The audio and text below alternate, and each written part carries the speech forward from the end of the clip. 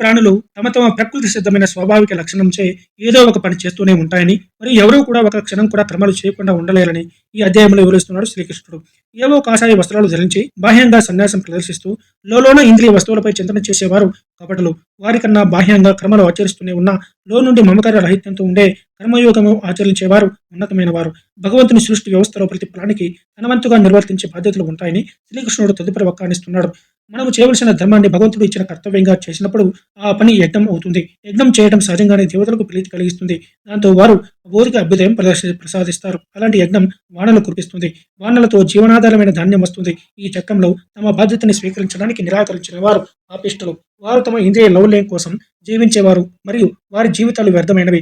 ఆత్మీయందే స్థుతులై ఉండే జ్ఞానోదయమైన వారు సామాన్య జనుల్లా కాకుండా తమ శారీరక బాధ్యతలు నిర్వర్తించే అవసరం లేదు. ఎందుకంటే వారు ఉన్నతమైన ఆత్మస్థాయి విధులు నిర్వర్తిస్తుంటారు కాబట్టి.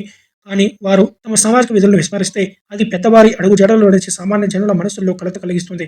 కాబట్టి అందరూ అనుకరించడానికి, ప్రపంచానికి ఒక మంచి ఉదాహరణ చూపడం కోసం జ్ఞానులు ఎలాంటి స్వార్థ ప్రయోజనం లేకుండా కర్మలు ఆచరిస్తూనే ఉండాలి. ఇది అజ్ఞానులు పరిపక్వత లేకుండా అకారణంగా తమ విధులను త్యజించడాన్ని ఇది నిరోధిస్తుంది. ఈ ప్రయోజనం కోసమే జ్ఞానోదయమైన జనక మహారాజు వంటి రాజులు తమ కార్యకలాపాలను నిర్వర్తించారు.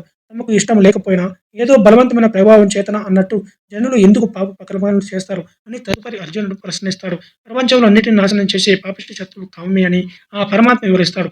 నిప్పు పొగచే మరియు అద్దం దుమ్ముచే కప్పివేయబడ్డట్టుగా కోరికలు జ్ఞానాన్ని కప్పివేసి బుద్ధిని దూరంగా లాగేస్తాయి. తదుపరి శ్రీకృష్ణుడు పాప స్వరూపమైన కోరికలు అనే శత్రువుని సంహరించమని మరియు తన ఇంద్రియములు, మనస్సు, బుద్ధిని నియంత్రణలోకి తెమ్మని అర్జునుడికి శంకరావ పిలుపునిస్తున్నాడు.